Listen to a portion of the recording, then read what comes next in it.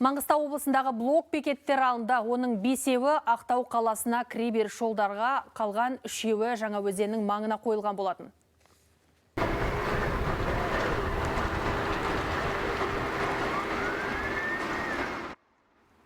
Өткен түнде бөгеттер түгелдей алынып, әскери техника шығарылды. Төтенше жағдай режимі басталғалы блок бекеттерде 114 полиция қызметкері мен 250-ден астам әскери қызметші тәулік бойы кезекшілікте тұрды.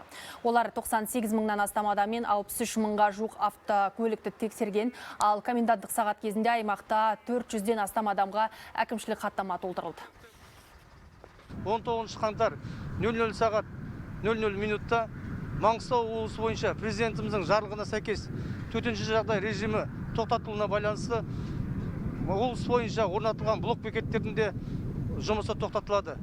Әрі қарай қоғамдық қауіпсіздікті қамтамасыз ету, қылмыстың алдын алу бағытында құқықтық тәртіп жедел профилактикалық іс-шарасы өткізіледі. Түсінушілікпен қарағандарыңыз үшін